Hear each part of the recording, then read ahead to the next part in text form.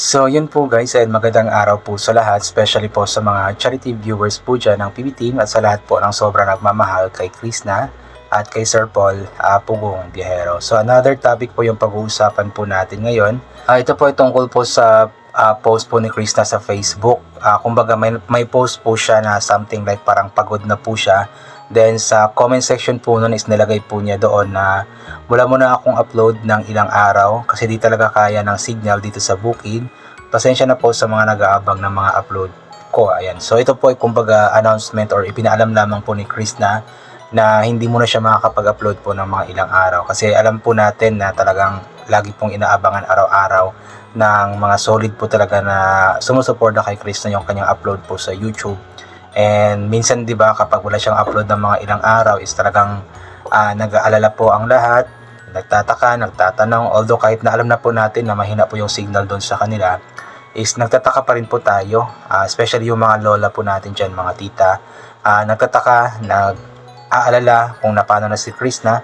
Pero ito nga po, at least meron pong, o kumbaga, ipinaalam na po ni Krishna in advance na hindi na muna siya makapag-upload ng mga ilang araw. So at least 'di ba, meron po tayong idea kung bakit hindi siya makapag-upload at alam naman po natin na isa lamang po talaga ang dahilan kung bakit hindi siya makapag-upload. Although marami po siyang mga vlogs na ginagawa, alam kong nakaipon na po yung mga vlogs po niya. Pero yun nga, dahil nga po sa signal doon sa bukid or sa kanilang lugar, is talagang mahihirapan po siyang mag-upload kasi pagdating kasi sa YouTube videos mahaba, 'di ba? Mostly mga nasa 15 minutes pataas po yung videos po niya. So mahirap pong i-upload po 'yun kapag mahina po yung signal. Tapos sa pag-edit pa, depende sa app, sa editing app na kanyang gagamitin. So may ibang editing app na kailangan po ng internet connection para makapag-edit. So kung mahina po yung signal, so hindi rin po makakapag-edit. So yun po, kaya at least ipinalam ni Krishna in advance para alam po natin at hindi po tayo magtataka na naman, mag-aalala na naman kung bakit wala siyang upload. 2 araw, sunod-sunod may upload po siya. Nung nakaraan po, 'di ba, April 30, last upload po niya. Then after mga 4 days, 5 days, pag May 5 po, nag-upload po ulit siya. Then May 5 and 6 may upload po siya. Tapos pagka May 7 wala na naman po. So yun nga po yung dahilan dahil nga po nasa bukid na naman po siya at mahina nga po yung signal. So marami akong mga nababasang mga comments na yun nga daw po na sana bumili po si Krishna ng Starlink. Gaya nga daw po ng ginagamit nila Sir Paul kasi nga po kahit na nasa bukid is kaya makaka-connect pa rin po ng or meron pa rin pong signal kahit nasa bukid. Pero ano po kasi, mahal po kasi yung Starlink guys. Yung Starlink kit, yung dala nila Sir Paul na kit, di ba?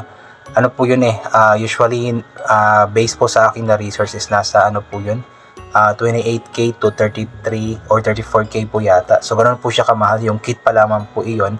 Then meron po siyang monthly na I believe 37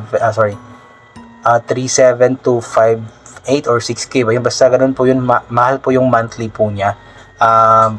Medyo mura po siya kapag sa bahay lamang po siya, nakastay lang sa bahay. Pero kapag dinadala-dala po siya kahit saan-saan, yun po yung parang mahal po yung babayaran na umaabot ng 5k or 6k ba yun. So medyo mahal-mahal po siya compare po sa ibang mga internet provider po like PLDT, Smart or kung ano pa man. So medyo mahal po yung Starlink. Pero malakas naman po yung signal, especially pagdating sa bukid. Yun nga po yung presyo. Di ko alam kung may plano si Krishna na bumili. Pero hoping na sana magkaroon siya ng ganoon para hindi na siya mahirapan pang makapag-upload ng kanyang videos kahit nasa bukid po siya. Kasi mahirap din po yung ginagawa po niya na yun nga, nagwa-vlog siya sa bukid. Then para makapag-upload po siya, kailangan niyang lumuwas or pumunta po sa city proper, sa may boulevard po yata para makapagpa-signal. Then babalik na naman po ng bukid para mag-vlog, then balik na naman po sa city proper para mag-upload. So nakakapagod po yung ganoon guys, especially na malayo po yun.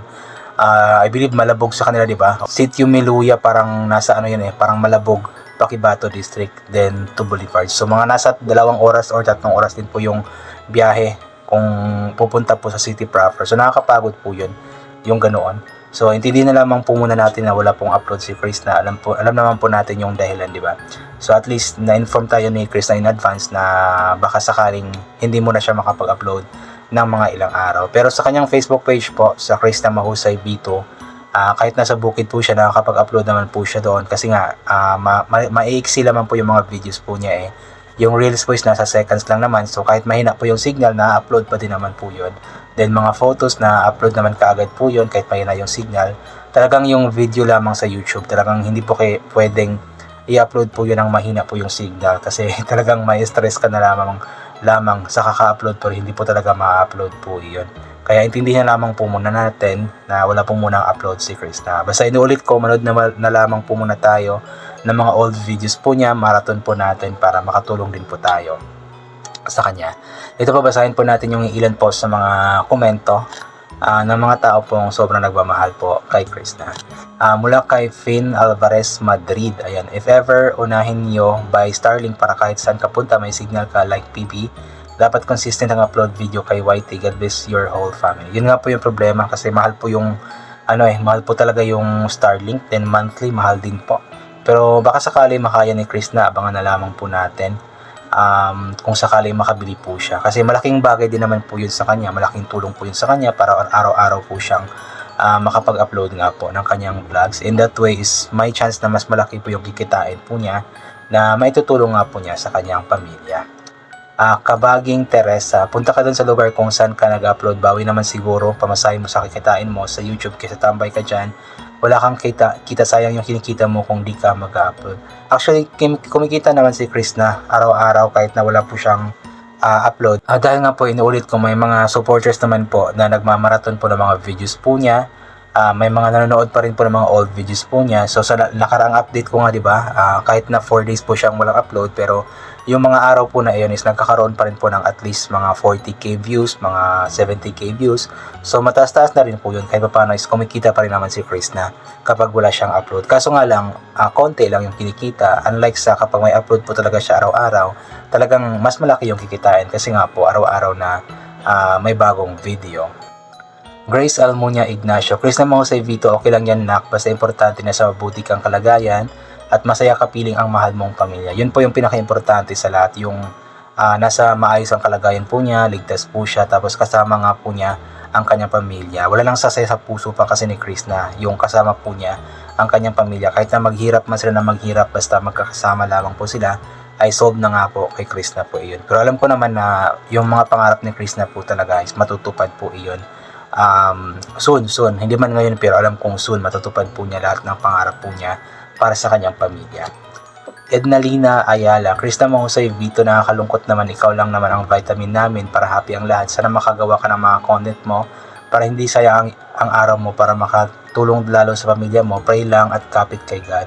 Actually, nakagawa naman po siya ng content araw-araw sa kanyang sa bukid, nag-vlog naman po siya doon. Sabi nga, di ba, niya na iniipon nga po niya yung mga vlogs po niya para kung may signal siya, doon na nga po niya i-upload nga po. Pero yun nga ang problema is minsan lamang po siya pumupunta sa may signal, so kaya hindi po siya nakaka-upload po palagi.